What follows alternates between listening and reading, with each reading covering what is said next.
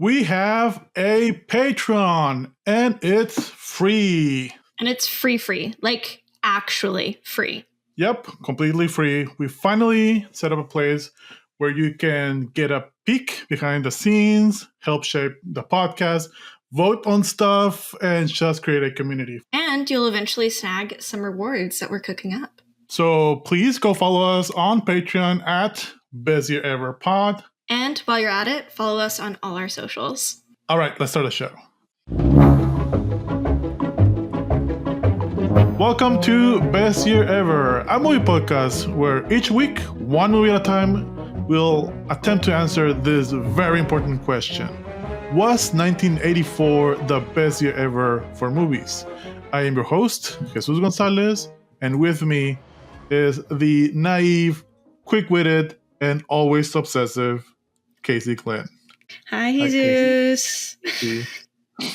Hi, this is not the first time we record this, so... Nope. I've emotionally recovered. What movie are we watching, Casey? We're watching the 1984 movie Splash. Oh, man. I came into this movie very hard. Mm-hmm. When I finished watching the movie, I immediately texted you, what did you make me watch? Because you chose this movie. I did. And I have no regrets. This is a movie I enjoyed thoroughly. I had a great, fun time with it. It's not a good movie. It's a fun movie. That surprised me. I honestly thought you were not going to like this movie. It's a little dated. It is fun. Yes. It is a little dated. Mm-hmm. But I'll say this. Nidia put it in the best way possible. You like this movie because you like practical magic. Exactly. And it has the same vibe. Yes. It's a vibe. It's a vibe. It's a vibe. You turn off your brain. I get it. Mm-hmm. So this was your first time watching this movie, right? Yes. Mm-hmm. Did it surprise you in any way? What were you expecting?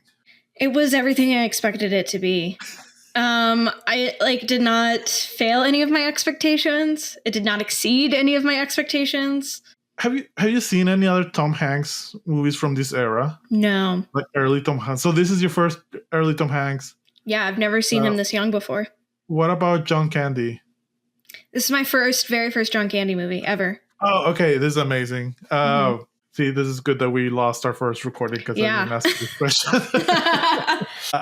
I think this is a great introduction to both. John Candy can shine a lot brighter. And he's really good in a lot of movies. Quintessential Tom Hanks is this type of Tom. I think this is one of his first movies. His very first movie was about how D&D is a devil, and that was his first movie. Mm-hmm. I think with this one, Big, there's another 1984 movie, The Bachelor, and it's a very different Tom Hanks, but also kind of same vibe. Turner and Hooch. Do not watch that movie. Okay, perfect. It's devastating. I mentioned it to you, Casey. So this is a Touchstone film, and then later became Touchstone Pictures. And this was the first Touchstone film movie.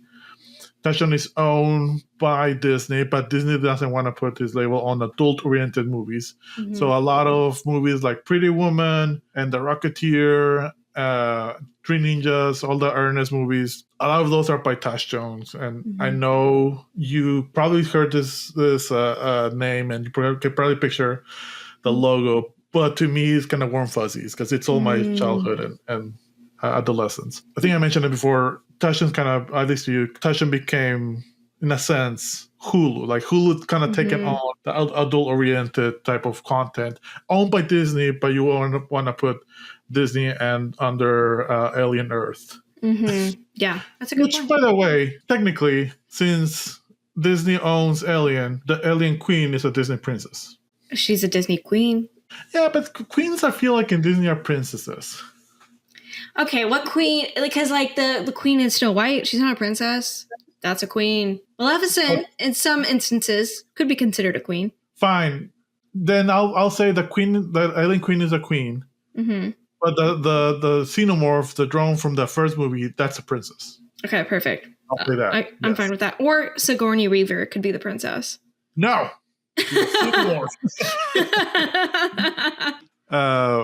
That's our review. We'll get into Letterboxd, but there's a Letterboxd review for Alien that I saw a while ago. It says something like, Alien is a movie where everyone dies because nobody listens to the smart woman and she saves a cat. Yes, absolutely. Have you seen Alien? No, but like Queen. Yeah. Okay, we need to watch Alien. All right, let's get into Letterboxd. So, very own, Casey Glynn, you gave it 3 stars and a half, and you wrote, God forbid a woman go on a shopping spree for 6 days. I don't think she made it at 6 days. No, because the government got involved, and they She fucked went shit on a up. shopping spree for the first day and a half. She did buy a fountain, a whole fountain. She loved him so much. You know, How that's so they- adorable. They fit it in the apartment. The floor doesn't give in. Maybe that's part of the mermaid magic powers. I don't know. Yeah, obviously. This 3 stars review, The Shape of Water for cowards. 2 stars and a half review. This was ridiculous. ... But I'm going to crimp the living shit out of my hair if that's what it takes to get young Tom Hanks to fall in love. Yes, another bad bang moment for Daryl Hannah. Absolutely. Yeah. Sometimes the bangs were great, Well, but a lot of times the bangs were not. that hair distracted me so much. Like it got me out of the movie. 3 stars and a half review. Kind of iconic that Madison knew nothing about being on land or with people, but her first word was Bloomingdale's, and she managed to take herself on a shopping trip. Yes. And he never once bitched at her for it. He never complained about her shopping. King. Good for her. This next one that I didn't read on a previous recording. 2 stars and a half. Yuppie asshole Tom Hanks fucks an intellectually disabled woman and then jumps into the Hudson River to escape legal consequences. And you like this movie, Casey. That review is the epitome of friend that's too woke. Or very accurate. It's the actually guy. It's the who's that guy from College Humor? Something ruins everything. I don't remember. There's the guy who like just ruins everything. That guy. 2-star review. Manic Fishy Dream Girl. That's slam poetry right there. That's like good. And I'll end on this one, which is different. 2-star review. Going to write an essay on Disney Plus, digitally adding in a Chewbacca-esque fur pelt to cover up Daryl Hannah's naked ass because nudity is bad, but still leaving in all of the scenes with John Candy being a gross misogynist and dropping loose coins on the ground so he can look up women's skirts. Which, by the way, they only did that thing the first scene, but not the other one where there's a literal zoom into Daryl Hannah's ass. Yeah, that is kind of crazy. I think they just kind of did that, and then the censors were like, "All right, cool." And then Yeah, close enough. Yeah, whatever. Did you watch it, by the way, on Disney Plus? No, I watched it on Amazon. I made sure to avoid the Disney Plus version because I knew it was going to be different. I watched it on Disney Plus actually. That's crazy. Just because I wanted to see the censor. That's very funny. I think that's the only thing that they censored. I honestly don't think they changed anything else. Okay. But we shall see. You want to start the movie again? Yeah. Let's start the movie. Wait, did you do the background? You didn't do the background. Oh, let's do the background. I'm ready to start this movie. Yeah.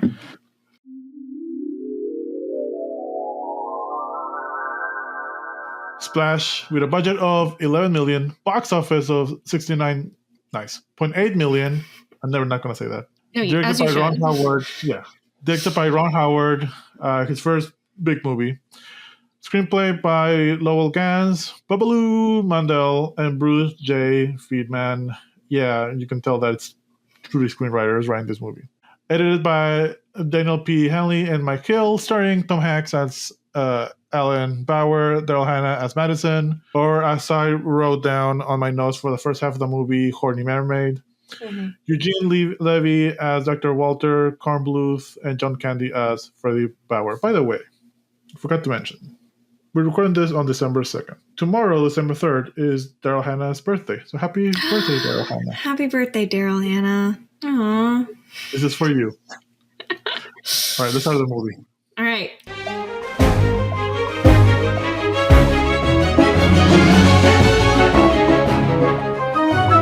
So we start with what what felt like a century of opening credits. The background is just there are little watery effects on the copy. I know, but like, can you make the water prettier? Can you make it bluer? Can you make it nicer? Like, This is the God Hudson damn. River. This is New York. It's gross. It's accurate. Well, I don't need to know that, not my business. Also, it's always shocking to me to see the Twin Towers. It blows me away every time. I don't think that was the right thing to say. It shocks me every time. Yeah, that big. I was going to say something, but you just. Mm-hmm. No, I did think about you when I saw the Twin Towers. It's and almost like a jump scare. For 17 years of my life, they were there. And every time, and New York movies were big in the 80s and 90s, so there was a lot of New York. Mm-hmm. But you never had them. So, yeah, I can kind of tell. I can see how it's shocking for you. The immediate metaphor that I can come up with is it's like seeing your parents' high school sweetheart or whatever. It's just kind of like, whoa, okay, that's crazy. But it's also nostalgia of but wow, you are important in a lot of people's lives. It's crazy. Anyway, so we open with a sepia tone, probably later on another sepia tone with another filter of a sepia tone. It is just sepia tone all throughout, because how else are you going to make it clear that we are in the past? More accurately, we open with uno, dos, 1, 2, 3, 4, ule, ule. The moment that song starts, Mia was like, oh no, what is this movie? But immediately did set the tone of the whole movie. Yes, absolutely. You knew you were going to like it or hate this movie that second. I think it's also another good example or another good foreshadowing of the movie is how mediocre / bad the dancing of the extras was on the boat during the Wooly Bully song. That was just, I was like, what are y'all doing? Y'all don't know how to move. This is crazy. They looked like really bad animatronics, and they're full humans. Nuts. Okay, so the first anachronistic thing of this movie, or the only one. This says 20 years ago, right? Mm-hmm. So 1964. 1964. Wooly Bully was released in 1965.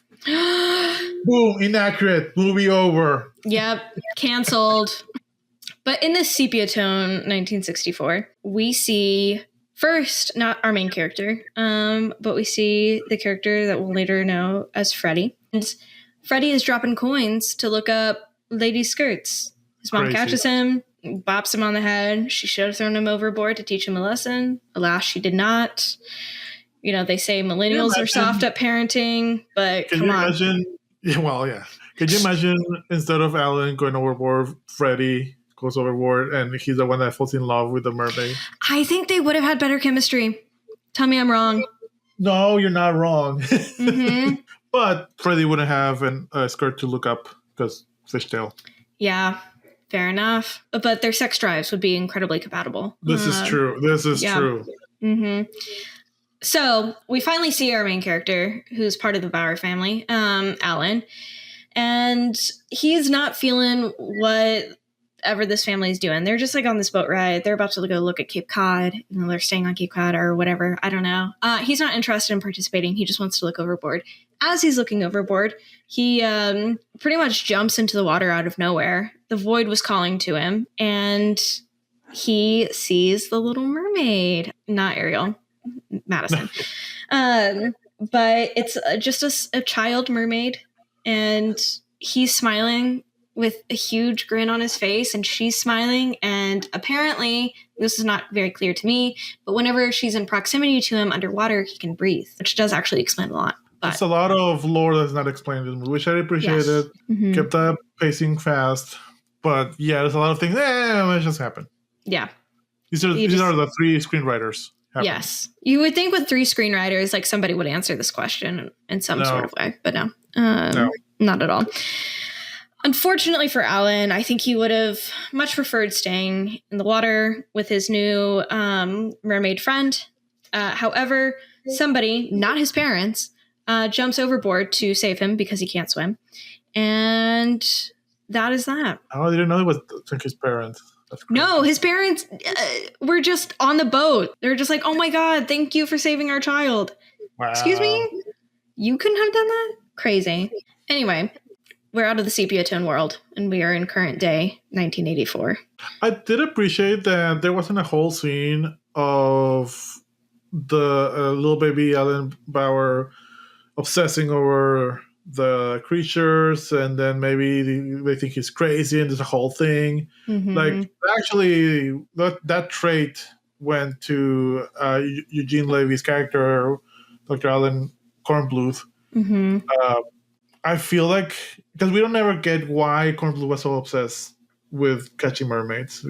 Yeah, a little bit of a scene, but maybe in those three screenwriters they mixed up the origin stories of Alan and Dr. Kornbluth. That would be really funny. I would buy that for sure. God, but we jumped 20 years in the future, or it's this morning. Yes. So we are in New York City. Alan is running a produce and wholesale fruit business. Later, we find out he is running it alongside his brother, Freddie. Yep. He gets a call from his girlfriend as he's getting yelled at by some random purchaser about cherries. And Go from Victoria. Never see her. And he is basically like, I'm really busy. I'll call you back later. Which is fair. It's the work day. What this conversation ends up being, it makes sense for him to not be trying to answer this call. And crazy timing on her part. Just absolutely insane timing. Yep. Freddie, I think, rolls up, destroys a bunch of produce. We learn that Freddie is like really bad with money and is like, you could just tell immediately. Good with people. A womanizer. Or he thinks he is. I mean, those ladies were very interested in him. He's very charming. Yeah. Absolutely. As you would say. Mm-hmm.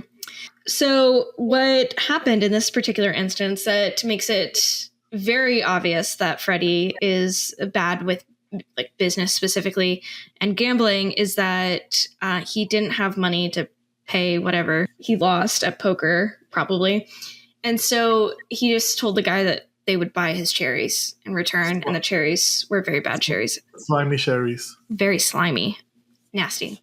Alan and Freddie are walking around the go to Alan's office. We see probably one of my favorite characters, which is the secretary.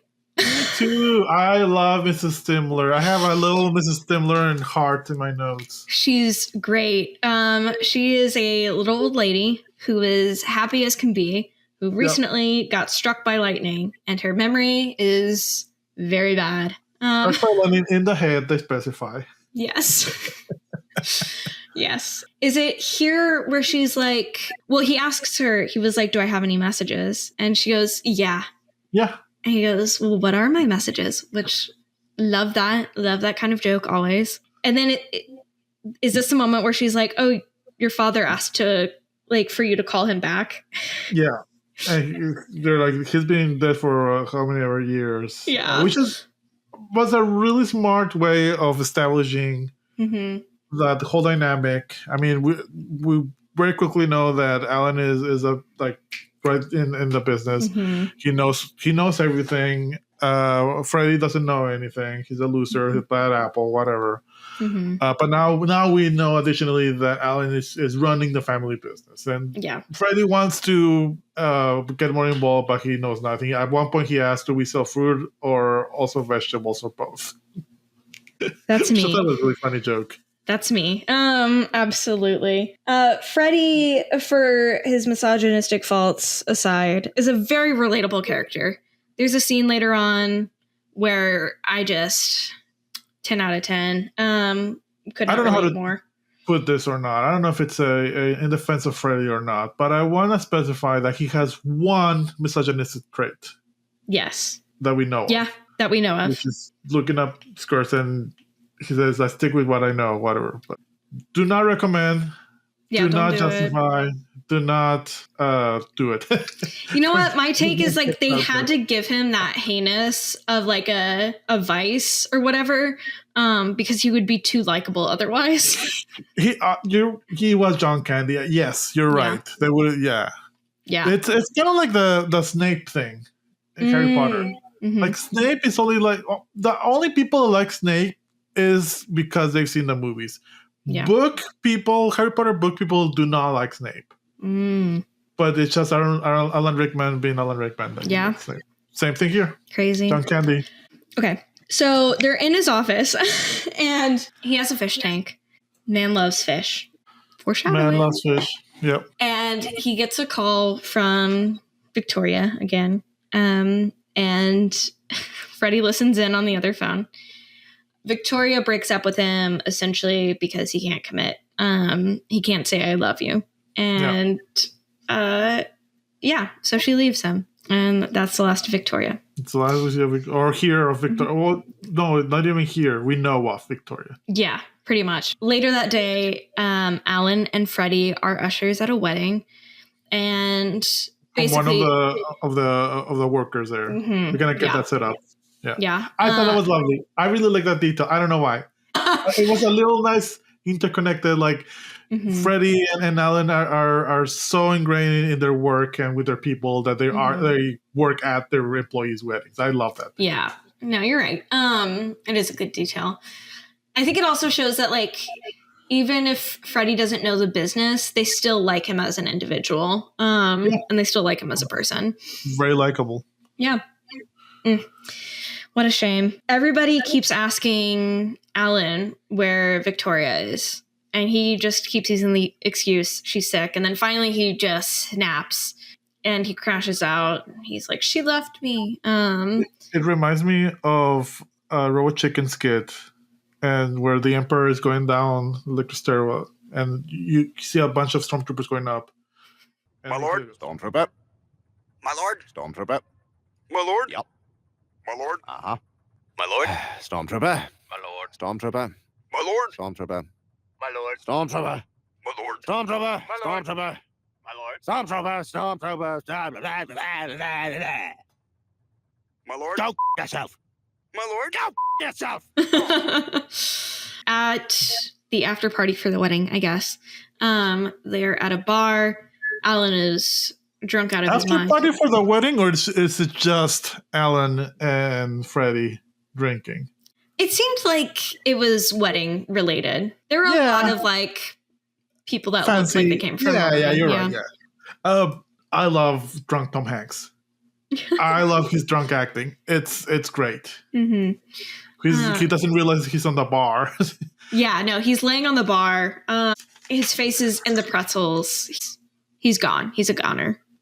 You know what's crazy is that the bartender sees that and gives him more drink. That was absolutely insane. I was like, okay, you do you, boo. Come back. Yeah, I know. You can do it. He's moping about not being in love and convinced that he can't love, and he's bothering all these people. And very funny. Yeah, and Freddie is trying to convince him to go on this spur of the moment trip to somewhere with these two random ladies that he just met. And the ladies are loving Freddie. They're having fun. They are having a blast. Good for them. Alan is like, no, I'm going to go to Cape Cod. Just once again, Cape Cod. Let's go back to 1964, la-di-da-di-da.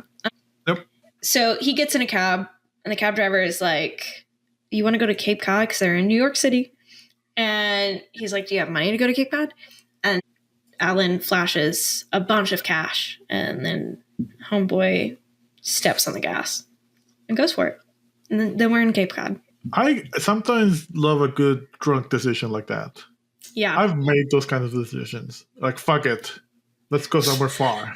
Let's go wandering. Especially when I'm traveling and I'm somewhere that is not familiar. If you can survive it, it's going to be great. He gets to Cape Cod and he is on the beach and he stumbles upon Eugene Levy's character. Forgot his name. Dr. Kornbluth. Kornbluth, yes. He stumbles upon Dr. Kornbluth and his two stupid assistants carrying scientific equipment. Which This was going to win worst actor ever. That's really funny. And he is convinced, because he goes out to them and he was like, hey, because they have a boat. And he was like, can you all take me to the other side of the island? I got dropped off on the wrong side. And real quick, before we go too far into the movie, forgot to mention, I didn't see him. I just saw the actors that are Splash. Clint Howard is a wedding guest. He's created as wedding guest number 3. And you don't know, Clint Howard is Ron Howard's brother, and he's in every Ron Howard movie. Amazing. And I just love that. He's a great bad guy. Or just schemy guy. He's in Solo too. Like, yeah, he's great. Interesting. Solo, by the way, Solo, directed by Ron Howard. Anyway, Kornbluth is convinced that this is a spy for his competitor scientist guy. And we know he's not. Paranoid as fuck. Obsessed. Why and how, we don't know. Yeah. He just is. Exactly. So he's like, no, I'm not going to help you. And then the 2 stupid assistants tell him, like, there's a guy down the beach named Fat Jack. He'll take you. Fat Jack. I love Fat Jack. Alan is in a little boat with Fat Jack. And Fat Jack is being a fucking idiot and is shaking the boat because he knows Alan is scared because Alan can't swim. Alan said this. And he's trying to, like, freak him out. So he's shaking the boat, rocking it side to side. And the engine gives out. So his bright idea is to jump overboard. Fat Jack jumps overboard and was like, I'll swim back. It's just a few miles. Just a few miles. And get the little boat. They're already in a very tiny boat. That's a great joke. Yeah, crazy. And Tom Hanks, obviously, freaking out, very stressed, not having a great time. He tries to restart the engine and just taps it with a hammer, which I thought was very funny. The engine restarts and he falls overboard. And then the boat is circling him. And then the boat hits him in the head. Yep. And he sinks to the bottom. He says, ow. Yeah. But don't worry, you guys. He doesn't die. Because guess who saves him? The little mermaid from his childhood. That's crazy. 23 minutes into the movie, and we finally see Daryl Hannah. We don't see Daryl Hannah, we see Daryl Hannah's hand. 23 minutes into the movie. So slow. The intro was a bit slow. I'll give you that. She takes him, I guess, to shore. This shore does not look like Cape Cod. It looks like we're in the middle of the Caribbean. Yep. Where are we? No clue. No, we're in the Bahamas. Yeah. It is sunny. It is very bright. The water is very blue. White, gorgeous sands. They just wanted a free vacation, and they were, hey, we need to shoot in the Bahamas. Yeah, like we have to. We have to shoot in the Bahamas. He wakes up, and he looks over, and good old Daryl Hannah is looking like Eve from the Bible. She is in the foliage. She's looking at him. He's looking at her. He's, like, calling out to her. She's fucking naked as hell. She walks out from the shrubbery. She kisses him twice. Yep. Horny mermaid. Well, she has legs. Yes, she has legs. She goes back into the ocean. Yep. That's it. This reminded me a lot of what's the name of that movie? The Clan of the Cave Bears. This is one of my mom's favorite movies. If we ever want to do like a favorite mom or favorite parents movies, this will be it.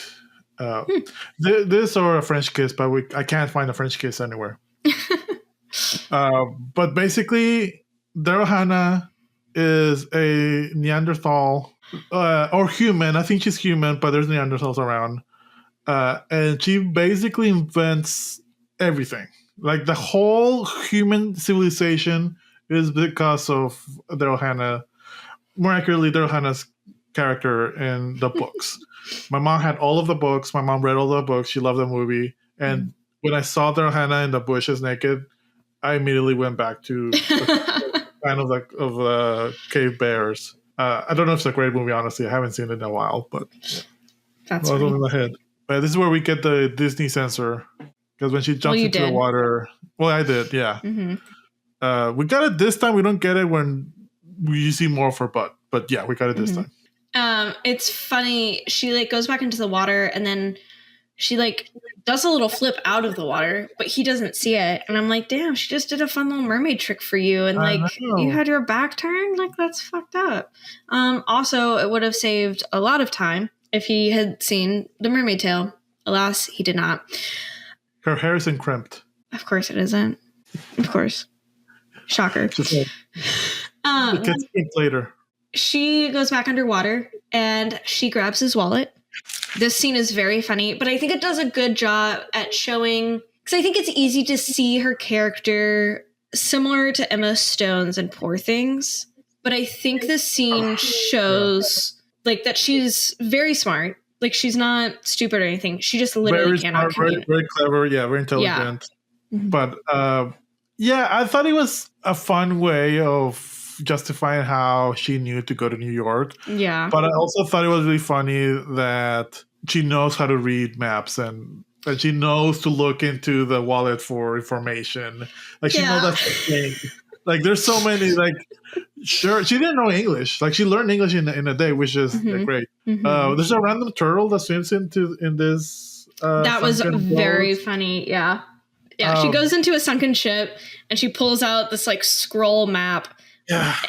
And it's like, New York, that's where I gotta go. Yep. I thought this, like, how much did The Little Mermaid stole from this movie? A lot, turns out. Well, The Little Mermaid is a story, like a Hans. Yeah, but just the imagery. I'm feeling like the imagery, the original, I forget the name of the guy, but the original story is way darker and way sadder. And I also thought about that, like both of these, Little Mermaid and Splash, have happy endings. The original one doesn't have a happy ending. No, it's very sad. Also, I don't think this is as based on the Little Mermaid as Disney's Little Mermaid is at all. Yeah, like this is just the idea of a mermaid going into the world and getting legs. But that's I feel like the Little Mermaid based itself off of this movie more than probably the original story. Yeah, no, truly, especially with the sunken ship. We're back in New York. Liberty. Yes, she walks up naked on Liberty Island. There on his butt, right there. Yep, on full display. She is not scared at all by the human attention. Crimped hair. Yes. Crimped hair. I think this is the moment where we get like a section of her bangs are crimped and then another section are like very like round and fluffy. And I'm like, can y'all pick one, please, for the love of God? Crazy. Just make it consistent. She's not scared by all the people flocking to her as she's naked. She's brave. She's courageous. She's a girl boss. The tour guide on the Statue of Liberty, his reaction is just yelling, "Bocce balls!" That guy was actually really funny. You could tell he had his script memorized, like his character script for, he was like a tour guide essentially. The police, whatever, they give her a shirt, like a I Love New York shirt to wear, to cover her up, and they take her to the police station, and she shows them the wallet. Men are creeps. Everyone wants to see the naked lady. Everybody, yep. Even the women. There's a guy who pushes a lady off of one of those binoculars to turn it around and look at the lady. God, that was crazy. But yeah, she shows them the wallet, and that is how they know to call up Alan. Alan is at work. I don't think anything exceptional happens here. I think we do see his secretary once again, still recovering from her injury, and she's wearing her bra outside of her shirt, which is very funny. Oh, poor Miss Tinsley. I know. Alan has a head injury. Oh, we do get the moment here. Freddie got a customer. Oh, yeah. By telling them that Alan was a nom and basically has PTSD and, injuries or whatever. And it kind of worked out in his favor because he had the head wrap from his boat injury. But yeah, he gets a call. Vietnam War ended in 75. So he would have been like 13 or 14 because Alan is like, what, like 24, 26 maybe? He's like in his mid-20s.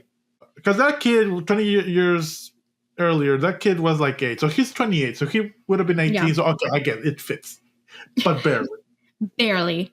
God, yeah. So he gets a call from the police station. I guess however they describe her, he knows immediately who it is.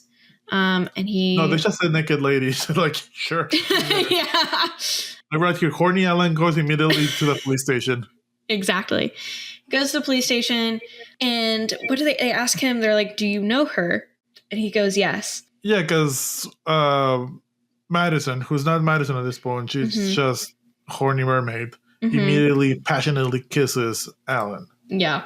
The officer is like, do you know her? He goes, yes. And he's like, do you know her name? And he goes, no. Or something like that. He asks a question like that. And the cop is like, of course. They go back to Alan's apartment. Nope. They get to the elevator. They get to the elevator. They make out again. That's right. No, they didn't make out. They did more than make out. I guess. No, he says it later. Oh, yeah, because the elevator did break down, or like they stopped the elevator in between. Yeah, you're right. That was my bad. Horny as fuck, all of them. Shame. Her hair keeps getting crumpier and crumpier. You know, it's just because it's getting more and more dry. And it's bouncing back from not having the water weigh it down. It's true. That makes sense. Thank you. I'm a hair scientist. What can I say? They are in his apartment building, or, his like actual apartment space now. He has a huge apartment. He does. This man makes a lot of fucking money.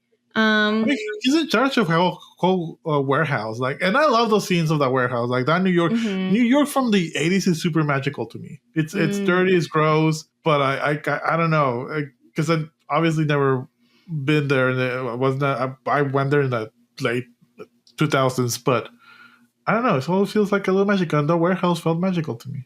I get it. He leaves her. Do something very sweet. He cooks for her everything. Yes. Yeah. And that's cute.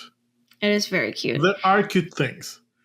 What's crazy is that he leaves this, I'm going to say, kind of not totally there person alone in his apartment. Because she was naked not that long ago. Yeah.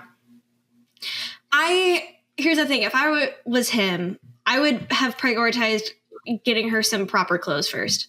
Yeah, there you go. Personally. And then go to work. Yes, and then go to work. He almost leaves for the office and then doesn't. But then he does actually leave for the office. And he leaves the TV on for her. And boom. She starts learning English. And she watches a Bloomingdale's ad, and it changes her life for the better. I did like that. When we see Ellen in the warehouse, Alan and Freddy's roles flip real quick. Because then Alan becomes the womanizer or just kind of aloof. And Freddy is trying actually to make deals. And that's where he introduces that deal of the guy with the Vietnam story. It's very cute. I just noticed that this was random guy behind John Candy as they're talking to each other. And these guys is just sniffing a leaf. She's just like... So she goes to Bloomingdale's. She shows up wearing one of his suits and looks so great. Oh, I was going to say that's the best look for the whole movie. Like in that suit, it's crazy how good. She's a gorgeous, gorgeous woman. And that suit, amazing. I was going to say, she doesn't go to Bloomingdale's. She goes out of the building and just says to the guy in the front door, Bloomingdale's. That's all she says. Yes. He's great at his job. He was like, absolutely. He hails her a taxi. It's perfect. It's wonderful. She's at Bloomingdale's for the entire day. Alan comes home. He sees that she's not there. He talks to the door guy. And he tells him, like, oh, she went to Bloomingdale's. I was shocked that she was still at Bloomingdale's. No. There's a really funny joke. I mean, it kind of messed up, but Alan asks the door guy, I'm looking for a woman, $200. He immediately answers. He's running an escort service on the side. No, straight up. But yeah, she's been in Bloomingdale's all day. Yep. All freaking day. Bloomingdale's is about to close. They're trying to get her to leave. She's not leaving. She's doing jazzercise. Yeah. Queen. She's hanging out in front of the TVs now. And she is enamored. Who wouldn't be if that was your first time seeing a TV?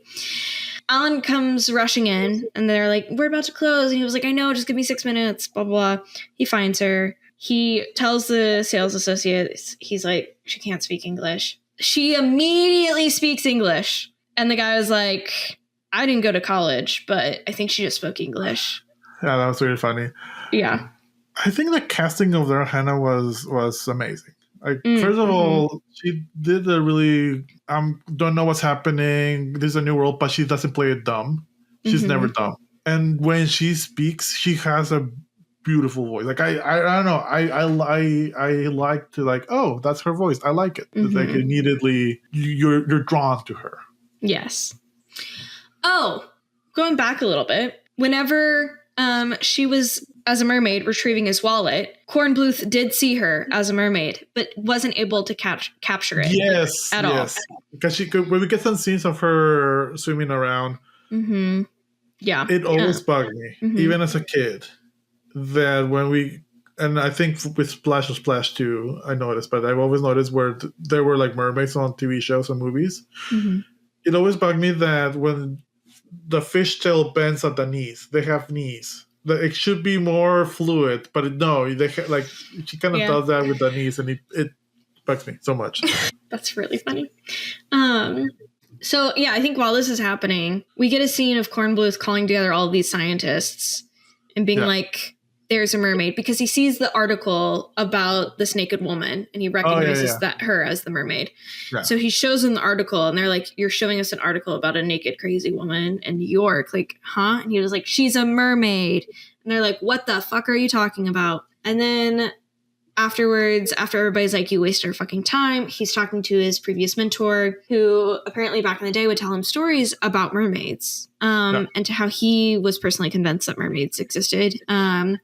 And so Kornbluth was taking up his predecessor's mantle and was like, "I'm going to prove that there are mermaids." And that is his motivation. I want to go back. I just skipped a buttload of scenes. I know. I just wanted to get the Kornbluth stuff out of the way. Yeah, because you're right, because Kornbluth is only there for the climax, to expose her at the end. Spoilers. Yeah. But no, I just wanted to mention that when they're still at Bloomingdale's and they're about to leave, and Alan realizes that she speaks English, he asks for her. He's really sweet with her. Up until he is so sweet. A moment where he's a jerk, but he's really sweet. Asks for her name, and she, well, you wouldn't pronounce it, and I this is a funny joke, and it's happened in SpongeBob, it happens in dumb cartoons and movies, but she ees like a dolphin. I'm gonna put a special effect here. Exactly like that. And everything explodes. Yes, all the TVs explode, and it's very funny. Not my favorite scene, but it was a really fun scene. Yeah. They're walking back home, and she is an excited individual. She is touching things. What is that? Yeah. She's running around. She starts dancing with this group of black guys, and they're like, "What are you doing?" They are giving her like heinous side eye because she's just a random white woman invading their space. Of Marshall walking down the street. I don't know if you've seen How I Met Your Mother, but there's a scene where Marshall just walks down the street and he's kind of like just exactly that. That's the scene. She also steals a mug full of pencils from a blind guy. That was really funny. She's just doing whatever the hell she wants to do. And they're talking about potential names, and he's listing off a bunch of names. And then he is just saying like, "Oh, we're at Madison Avenue and, you know, this corner, whatever." She was like, "Madison." He was like, "Madison isn't a name," which is crazy. A name. Yeah, it's a name. It's a name. Yeah. And I'm like, and I was thinking like maybe it wasn't that common, but no, it's been common for a while. It's a old school name. Yeah. That was weird. Anyway, so Madison is her name. She's not horny mermaid anymore. I mean, she is, but I can call her something now. Yeah. They go back to the apartment, middle of the night. She wakes up. She grabs the salt. She goes in the drawer. In the drawer. The drawer in the hallway. Like it's maybe she found it earlier and like stashed it in there. I don't know. How does she know to do that? How does she know that is salt? Like, she knows a lot of things. Like, she does. I get it. She wanted to have like a salty water, like seawater type, but yeah, there's things of sure, whatever. Yeah. I also wasn't quite certain like why she needed to do this. Like, I don't think she needed it. I think she just wanted the sea. Yeah. Feeling of the sea a little bit in the hot tub. Yeah. She goes into the bathtub. She's running the water. She pours some salt in.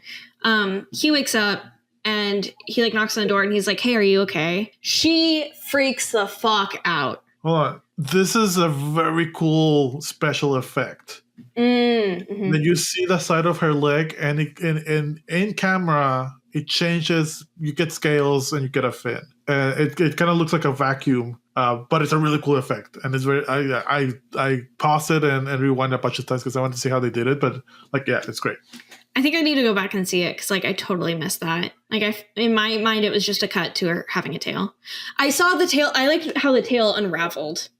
It's 48 minutes in exactly. Okay. If anyone wants to see that effect, 48 minutes in. Perfect. The tail's gorgeous. We love. She's brushing her crimped hair. Yeah, with her crimped hair. So yeah, he wakes up. He doesn't know where she is. He hears the bathtub running. He knocks. He's like, hey, is everything okay? She freaks out. She is panicking. No. And she panicked. No. Yeah. He panicked because he starts yelling right away. She's like, no, leave me alone. I'm shy. He's like, you're shy. Well, that was after he opened the door. No, that was before. Like he was, because she was like, no. She never said, "Oh, I'm shy" until after he saw her. I disagree. Well, go back and watch it. Well, I will. Because the entire time she's like, "No, everything's fine, everything's fine," and he says multiple times, like, because she's making quite the commotion. She pulls out the hair dryer. She like falls out of the bathtub. She's like grabbing the towel, like. She's making a lot of noise because she's trying to dry her tail. And if she dries her tail, then, she'll get her legs back and then she won't be exposed. But she is sounding very frantic. He says multiple times, I'm going to break down the door. He fails at breaking down the door multiple times. And then finally he bursts in and she has her legs back. And he's like, what are you doing? She's like, I'm shy. That's when she says, I'm shy. Whatever. Mm-hmm. I still think he overreacted. Like, you don't know this person. Maybe she was pooping. Why would the bathtub? And then why are things crashing? I don't know. She ran the water and while she went to the bathroom and then later she was going to get into the water or vice versa. I don't know. But why did it sound like she fell? I don't think it sounded like she fell. I think it sounded exactly like she fell. I don't know. I think he overreacted. I think his level of reaction is very valid. I'm going to put a poll. No, you should. Please put a poll. In this episode. And please tell us if Alan overreacted or not. He did. But no, you're right. She did say that I'm shy after he broke down the door. Mm-hmm. Still, let's move on. Yeah. Friendship over. Canceled. This is the last episode of the podcast. Yeah, I think, is this when we cut to Alan and Freddie playing like squash? No, we get a few corn bluth scenes and the dumb minions. One of them is stepping over or he's sitting in his chair is stepping over the breathing tube. We get some Madison and Alan scenes here and there, but then right after that we get Freddie and Alan playing racquetball.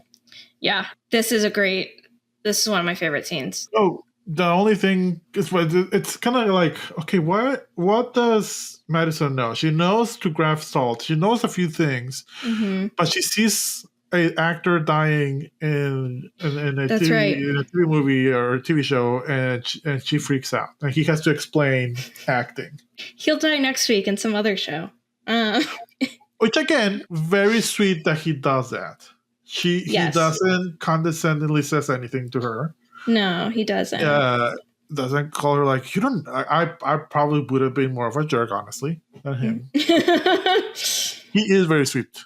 There is this is the review on Letterboxd that I love. There's no stars, no heart, just a review from this movie. And it's about the racquetball scene. John Candy putting together a special little outfit to play racquetball and getting exhausted / disillusioned within 5 minutes and sitting down to have a beer and then getting back up with unearned confidence only to smack himself in the head with a ball is the most represented I have ever been on screen. And I have to say, I fully agree. I have done the exact same thing.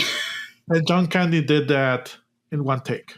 King. Yeah. I have played racquetball once. And when I played racquetball, I put on a cute little like tennis dress. I did not hit myself in the head. But I was over it like within 5 or 10 minutes. Absolutely. Okay, we should go play racquetball. I almost professionally played racquetball. Shut up.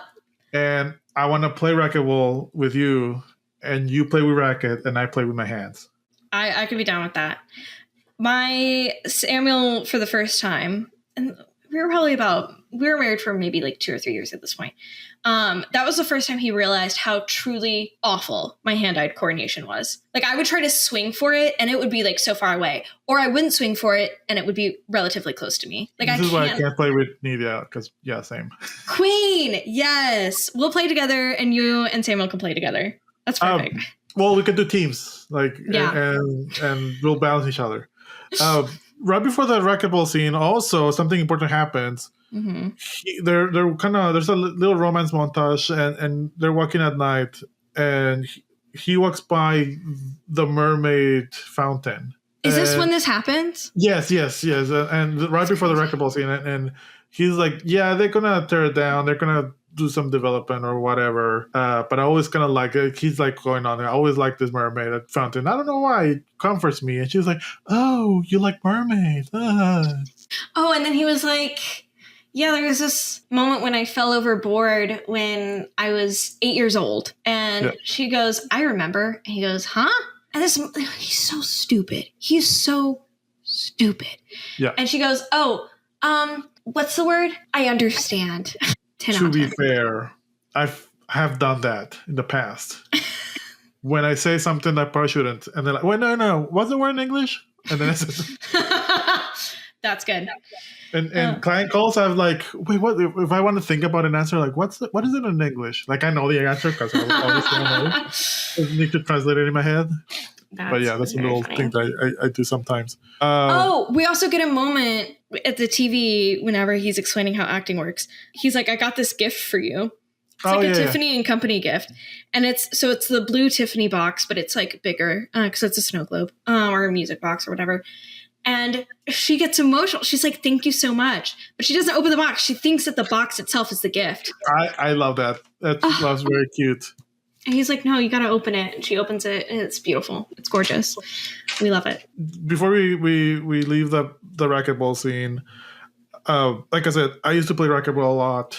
And it's a little nostalgic for me to see them and see the people behind them. And just some of them are watching them play racquetball. Some of them are just kind of studying. And I used to do that when I went to college in UTEP. I would just go to where they play racquetball and then just study there. And then I'll play a little bit and then go back and study. Oh wow! But yeah, that's something like fun. And I kind of miss that. There's no good racquetball courts here. Mm-hmm. I don't think there are. Maybe there are, but there. No, I don't think there are. Freddie and Alan are at work. Freddie tells Alan that he has tickets to a dinner event that the president will be at. And Alan is like, the president of what? And he's like, the president of the United States. It was Ronald Reagan at the time. I looked it up. Yikes. Moving on. Alan asks if he can take Madison. And Freddie teases his brother. And he's like, oh my God, you're in love. And Alan's like, no, I'm not. So cute. And is this when Freddie kind of like knocks some sense into him and he's like, dude, like you were so happy? Or is this later? No, this is later when he says that, right? Yeah, I think so. Yeah. Okay. Yeah, this is later. Okay, so we're not I there. think it's when it is revealed that she's a mermaid. Like that's after. Yeah.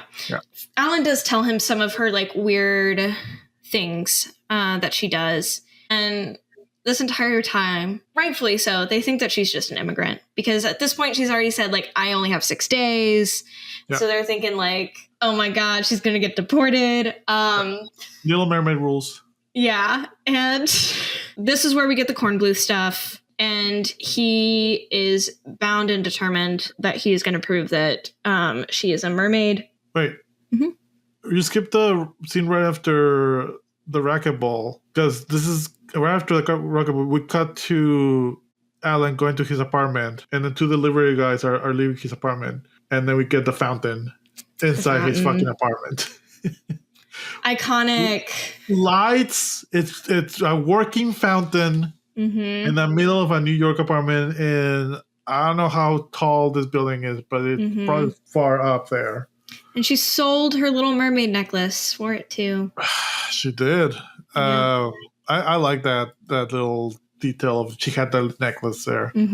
She sacrificed. But how do they get that fountain in there? They must have had to like assemble it. How is the floor holding? Yeah, that part I don't know. Get some building regulations. I feel like it's gonna leak. Yeah. Anyway. And then we also get a scene, I don't know where it is, but Bluth supposedly sees them walking on the street, and he's like, oh my God, I'm going to spray some water on her. That starts happening. Like he starts getting that idea. Yeah. Yeah. Of like trying to prove that she's a mermaid. He loses the couple. He loses Madison. And he dumps a bunch of water on this random lady, and he gets beat up. And is this when his arm gets broken? Yeah. He keeps getting beat up by the same couple. I think it's really funny. Yes. Yeah. Because he keeps fucking it up, which is hysterical. They shall see this random dude keep throwing buckets of water at them. Oh, and then when Alan gets the fountain and they're talking, she says, I love you. And he says, I love it. And then he goes, I love you. That was very cute. Sweet. Yeah. Yay. He finally admits that he's in love. At this point, he is locked the fuck in. They go out to dinner and they order lobster, which I was actually kind of shocked that she eats lobster. Oh, I love that. No, it was my favorite scene. I thought like, a mermaid would be carnivorous or at least like would eat omnivorous. Like there's a lot of fish there. Like the whole talking to fish shit, that's a Disney thing. No, you eat fish here. Yeah. Maybe you talk to some, but you eat others. She is just eating this lobster, like shell and all. I love that. I thought it was really funny. And while that is going on, he's mentioning, he was like, so it kind of seems like you have an immigration issue. I can get you a job at the factory. We can get you a worker's visa, or we could get married. And I think this is when she like starts eating like a crazy woman compared to everybody else. Is a subject immediately. Yeah. She's like not, she moves on. They are out walking, ice skating. Ice skating. And I like that he skates really well. Yes. She skates very well. He's like, I want to talk about what happened earlier. She's like, I'm really sorry I embarrassed you. Like that's just like how we eat lobster from where I'm from. And this was another really sweet moment. He was like, I don't care. He's like, I could care less how you eat lobster. Yeah. Until. And he was like, what if we get married? She was like, no, I got to leave in 6 days. And he's crazy to get angry at that. Because he's like, let's enjoy these days that I have here. No. Yeah, he's sad. And he's angry. And he like tries to just like kind of skate it off. And then they like skate past this elderly couple. And she's like, oh, do you know them? And he goes, I see them here every year. Like, I don't know who they are. Basically being like, that could be us. And then basically she takes off her skates. She runs away. And he tries to go after her, but he doesn't take off his skates. And then he gets tackled and the guy's trying to take off the skates for him. Crazy scene. That guy. Crazy. Yeah. Yes. Very, very funny. And then, of course, it starts raining. And so then she's like hiding in Central Park under a tunnel because she can't get wet. I thought that there will be a rule that she turns into a mermaid when she gets wet with like seawater, like salty water. That's why she put salt in the bathtub. That's very complex. So I thought we were gonna see her like in the rain, but no, because then we wouldn't get that corn Bluth reveal. Yeah. But yeah, he's like looking everywhere for her. He's going all over the place to try to find her. She goes back to like the park where she got the fountain from. I love that scene. Yeah. She has a moment where I think she is trying to decide if she wants, like she has these 6 days. And so it's either at the end of it, she goes back to being a mermaid or she doesn't. And so she's like trying to decide, is she going to leave behind like being a mermaid or not? She finds him and she's like, yeah, okay, let's get married. And he is ecstatic. He wants to get married today. I didn't like that she apologized to him and that I thought he was going to be just happy to see her. But that didn't happen. She was happy until she said yes to him.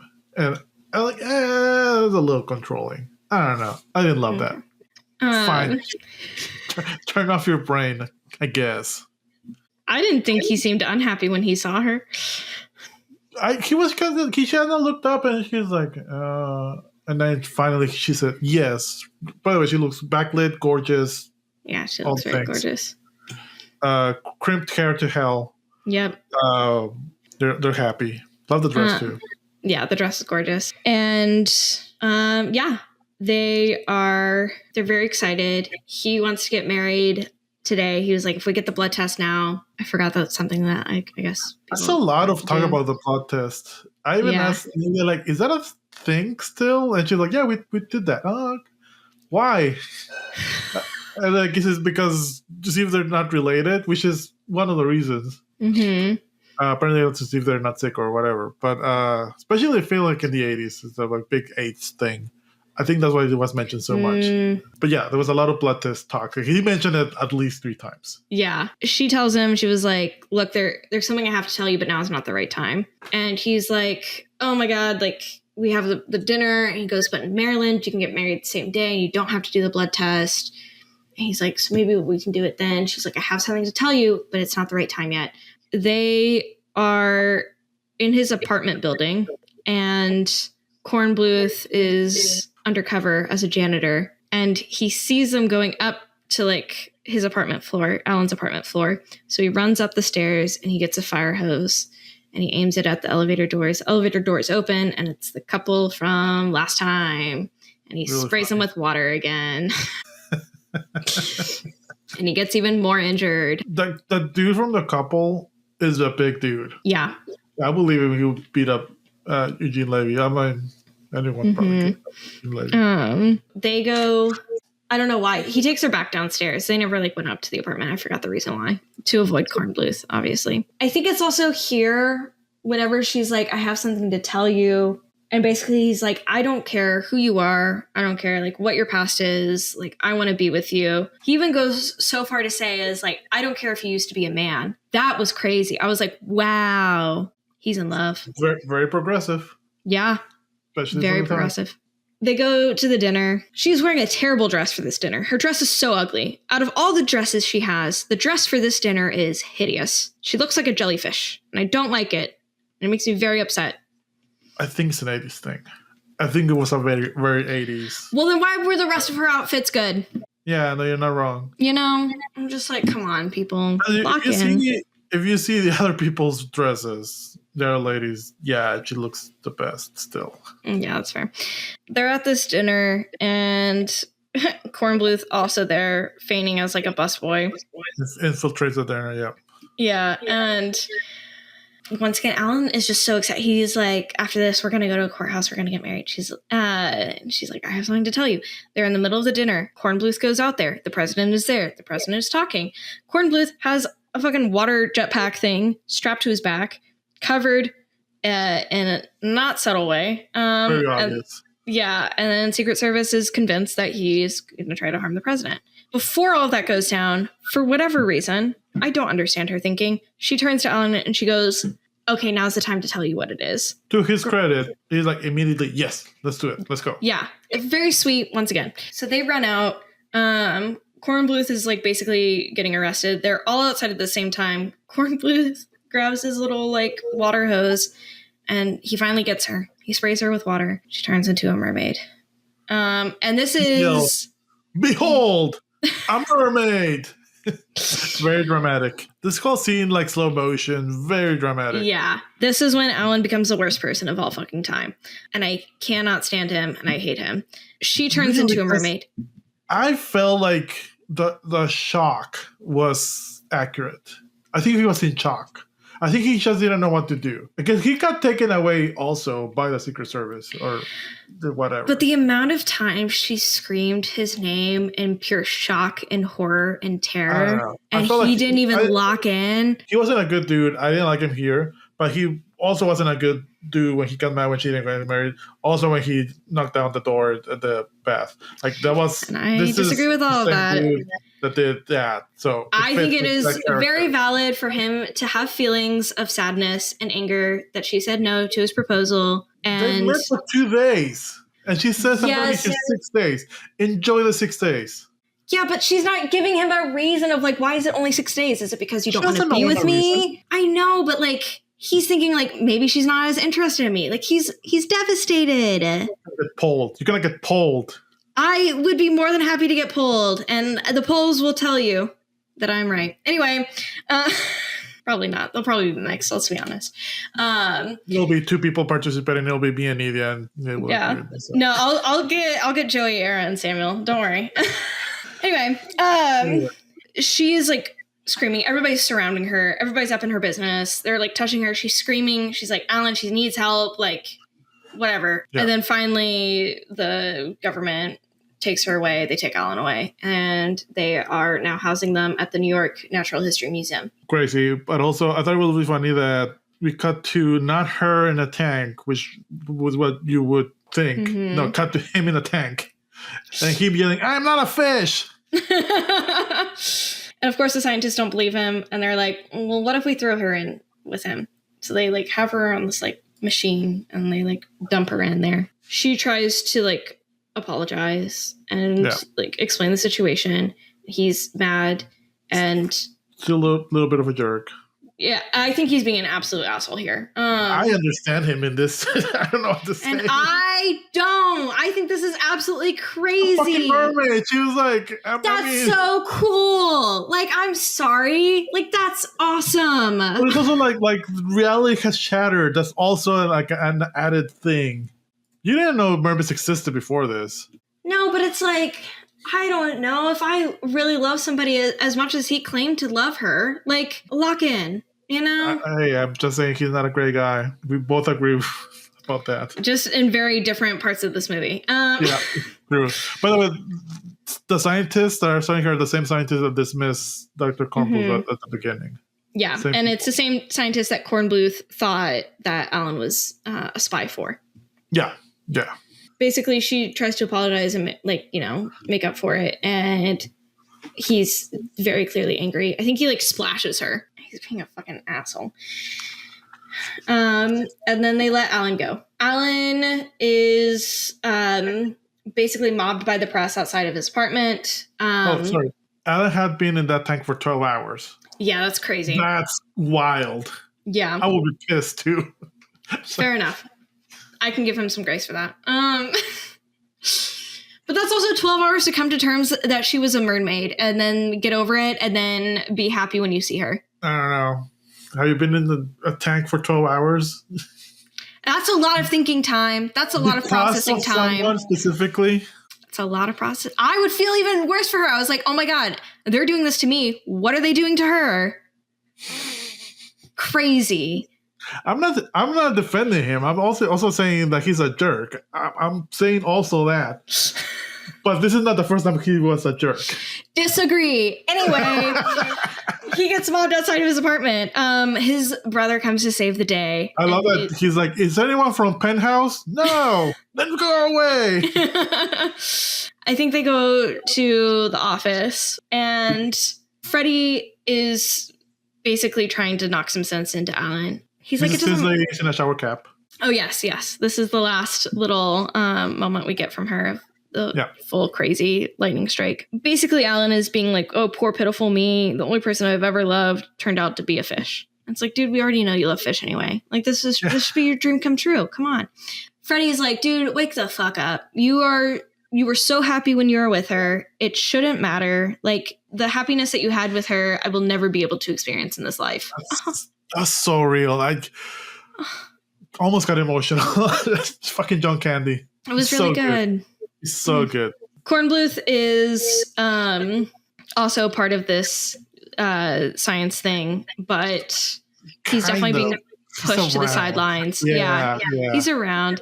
But he's also been keeping an eye on Madison. It's looking rough. Her tail's like shedding. It's so sad. The water's milky and gross. Yeah. It's really terrible. They're doing lots of different experiments with her. Mm-hmm. This was one wow. Daryl Hannah not only did great at like the whole acting thing, she can hold her breath for a while. Fair enough. That is so true.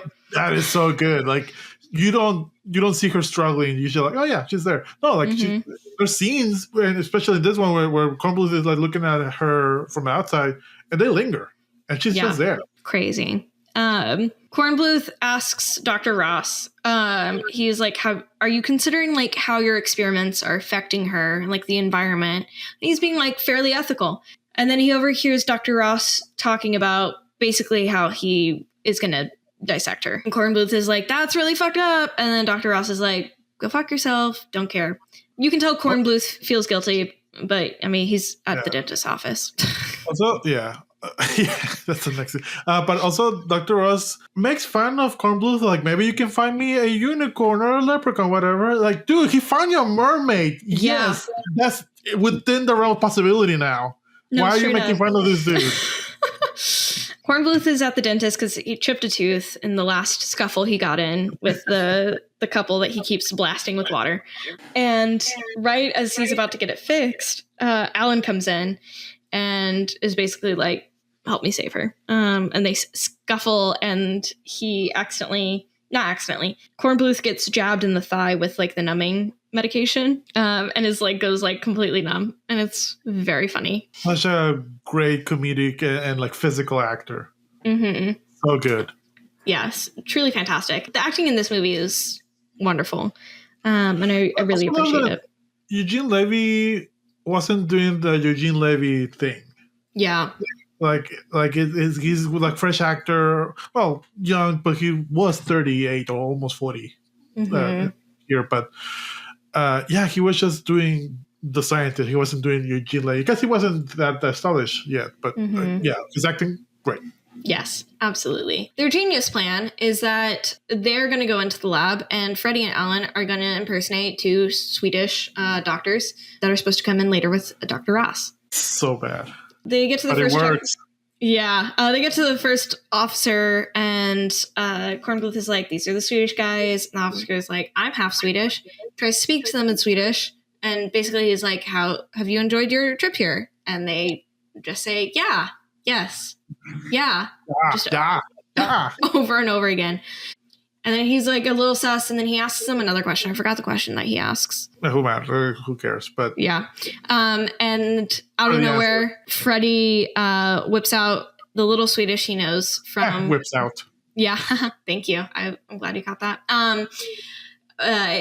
He uses the little bit of Swedish that he has gained from watching Swedish porn. And I think the line is something about like, I have a 12-inch penis.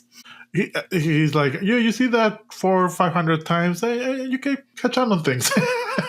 Crazy.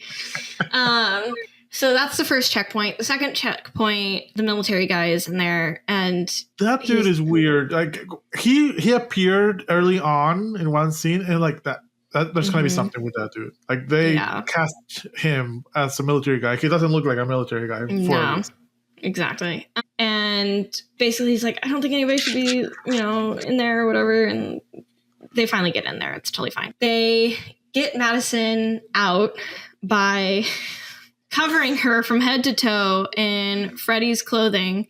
They leave Freddie behind. Yeah. And they carry her out. Totally, like, obvious. That's Freddie. Mm-hmm. Different body type, different everything. Yeah, but the mermaid now has laser eyes. And so then now they have to get nuclear weapons. And the officer is like, should I call the Pentagon? He's like, you want this to become a national crisis? Very good. I want to mention that when they get into, like, and they see her, you can hear the beeping of her heart rate. Oh, yeah. That was cute. Alan gets closer to Madison and the heart rate goes faster. I thought it was really cute. Yeah. Obviously, they make up, they kissed. Sorry.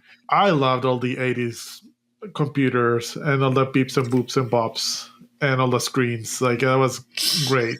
It was very funny. So the reason why I have this... See it. This... Very 80s looking keyboard that I have with the clickety clocks. I love a good keyboard. What can I say? They get to the car and they flee. And even they're like, that was easy. It was too easy. Dr. Ross comes back with the actual Swedish doctors, and then they're obviously like, but Kornbluth came in with the Swedish doctors earlier. So obviously something's wrong. They go in and they see Freddie looking like he's fishing in the tank that she used to be in. What happened to Freddie? We don't know. He went to federal prison. There's no way he didn't. Yep. He disappeared. Yep. That was it forever. Everybody is fucking activated by Madison missing. They got helicopters. They got cars. They got everything. They are at like a stoplight and they're like, oh my God, I don't think they're chasing us. Like, I think we got away with this. And then I think she points out like, no, they're about to like come get us. So we get this whole car chase. I like that. That was cool. Yeah. We get a moment where Kornbluth is like, let me out of the car. I'll slow him down. This is all my fault. They're like, okay. He gets out of the car and he's like, stop. And the military car isn't stopping. And then he's like waving his arms around. He's like, stop. And then obviously they will just run him over. And so he takes a dive and probably got another injury. But the taxi driver from earlier in the movie that took this guy to Cape Cod is there. Yeah. Nice. He blocks off the street a little bit. They can't get past him. They're like, move your taxi. And he was like, no. And then finally they tip it over, which is like really fucked up. But yeah, they end up on a pier off the Hudson River, Madison and Allen. And they basically acknowledge that like they can't make it work on land. However, Madison lets him know that like, you could come with me. And he was like, how would that work? She was like, do you remember when you fell off in Cape Cod and you were safe? It's because you were with me. And he was like, oh my God, you were the mermaid. And she was like, yeah. Why wasn't that mentioned earlier? No clue. Also, the second he realized that she was a mermaid, why didn't he put two and two together? Because he's very, very dumb. Yeah. He's a very dumb, very volatile, very controlling man. Fuck off. I'm sorry that I treat women and I give them the space that they need to in the bathroom. Okay. The military is like closing in on them. She explains to him, she was like, if you come with me, you can't ever come back. Like, this is it. That should have been something that she should have said like right at the beginning. Yeah. Also, I'm like, you can stick your head out of water. You can just like meet somebody up at the pier, you know, and just be like, hey, how's it going? Also, why doesn't he turns into a merman? Like, I expected to see that. To see like a tail or something. Maybe he needs to go like see their like, you know, some person over in Atlantis to make it happen. Maybe it's not instantaneous. Have you seen Tusk? You haven't seen Tusk. No, but I know about it. And watch Tusk. No. Nina made me watch it. She loves it. Yeah, maybe it's a Tusk situation. Put in like a little walrus suit. Oh God. Anyway, so he says no. She jumps in the water. She's very understanding. She jumps in the water and she's swimming away. And then he's like, fuck it, we ball. He jumps in the water after her. Once again, he can't swim. He's struggling. All these divers come in from this helicopter and she kicks all of their asses. I like the fight a lot. My favorite part of the fight is when she just rips off their goggles and just starts like pushing them off their faces. My favorite when Alan just bites the inner thigh of one of the guys. Yes. It's going, so funny. Hurt. And then they run away together. And you hear this weird ass song. Mm-hmm. Actually, I like the song. I had to look it up because like Rita Coolidge and that song, like that sounds super familiar. So it's not, but it sounds like Octopussy because it's the same singer. And, it does sound very James Bond. It felt like it's the beginning of a James Bond movie, especially of that era. But yeah, they go to Atlantis. Yeah, and there it is. This is oh man. Okay, it's not a terrible movie. I actually had fun watching it. I was surprised that you liked it as much as you did, but it is a vibe. Like Practical Magic is a vibe. Mm-hmm. So I get it. What are you looking up? I'm trying to look up the guy that I'm going to name for worst actor ever. Oh, okay. All right, let's go awards. We got 3 awards. We got best actor ever, worst actor ever, best scene ever. Casey, I can go first if you want, but best actor ever. Best actor ever. It will go to John Candy because once again, it's my first movie with him. I was impressed. He made an easily 2D character more than that. Character. Yeah. To a level character. Yeah. Daryl Hannah for me because she could have played her dumb. She didn't. Mm-hmm. She was naive, but she played her really smart, and also she can hold her breath. To me, that's very impressive. Yeah. Crazy impressive. I didn't see Tom Hanks that long holding his breath in the water scenes. Like it was her.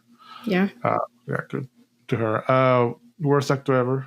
I can't find his name, but it's going to go to the guy that was bitching about the cherries at the start of the movie. He was terrible. Yeah. God awful. I'm going to give it to one of Dr. Coolidge's minions at the beginning, the one with the bowl cut hair. His voice, he did like a weird accent out of nowhere. I feel like that was his choice and it was a bad choice. Yeah. So yeah, he annoyed me to hell. Best scene ever. The racquetball scene. Yeah, that was great. Again, first take, he nailed it. Also, he was also smoking besides drinking beer. Amazing. Man of many talents. I'm gonna give it to the lobster scene, the restaurant. Nice. It was so ridiculous, and I like how Alan was being very vulnerable, and she immediately takes a big bite out of the lobster, shell and all. Iconic. Eats it like a banana, like a monkey eats a banana, just in the middle. Casey, very important question. Yes. Solely based on this movie, was 1984 the best year ever for movies? I have a lot of hope. So yeah, we'll say yes. Why the fuck not? I'm going to say no. That's fair. But it's a soft no. It's almost a yes. Cute. Because I had fun arguing with you. Yeah. Not breaking down a door because someone's in the bathroom and says, no, thank you, don't come in yet. I think that's baseline. She did not say, no, thank you, don't come in yet. She said, everything's fine, and then proceeded to make quite a racket. I would be hella concerned for somebody who just learned how to speak English and might not have the right words to convey what's going on. So just trying to sweep it under the rug. Also, getting angry because she said no to Mary's proposal 2 days after meeting her, crazy. I don't think he was that angry. He seemed sad. He did regret it immediately after that. He hissy-fitted and all that. He was a little pissy. He did not scream, pissy. though. He was a little pissy. But let's say before we end our friendship, let's move on to the next movie. What are we going to watch? What are we going to watch? I think this is a good moment to kind of explain the whole concept of the podcast. We take the top 100 movies of IMDb. And I don't know if I told you this, Casey, but they change depending on the season. So when I first opened 1984 during Halloween, Nightmare on Elm Street was number 1. So I waited for a little bit to a more neutral season. And that's why we have like Terminator and more movies that you would expect to see up there. But yeah, they kind of changed on the season. If I take it from holiday, like it will be a holiday movie up there. Like Gremlins will be number 1. That's fair. Gremlins is up there too. But anyway, we take the top 100 IMDb movies of any given year, this year, 1984, with a roll of a dice, of a 100 dice. We randomly select 20 movies. It could be anywhere from 1 to 100. Actually, I added 101 because I wanted to add an extra movie. Tarzan, the Tarzan movie. So we watched 20-ish movies. 1991, we watched 22 movies. 1994, we watched 20 movies because you had it with 1994. Yeah. So that's what we're going to do now. We're going to randomly see what movie we're going to watch next. So we'll roll the dice, literally. 29. Ooh, Firestarter. I feel like I've heard of this movie. It's a Stephen King movie. It's a baby Drew Barrymore. Yeah, I'm excited. I've never seen it, actually. I don't know if it's a good one. Let's see. It's scary. It's a 40% on Rotten Tomatoes. Well, a little League was like 30%, and you love that movie. That was like 30%. Yeah. Why not? So yes, baby Drew Barrymore, post ET, but not ET. I think it's 82, so it's just post ET. But yeah, it's going to be our first Stephen King movie. This year was a big Stephen King year. I feel like the 80s was also big Stephen King. I hope you watch The Shining once. In the future. One day. Hey, that's 1980. But yeah, next week it'll be Firestarter, Baby Drew Barrymore, Stephen King movie. See you next time. Bye. Bye. Was Alan justified in breaking down the door? Also, did he rush into the relationship? How fast have you rushed into a relationship? We'd like to know. You can email us to bestyourEverPod@gmail.com. DM us, contact us on all socials, bestyourEverPod. We also post regularly shorts on YouTube, TikTok. And as always, rate, subscribe, tell your friends, tell your loved ones about our podcast. That really helps us grow. Till next time.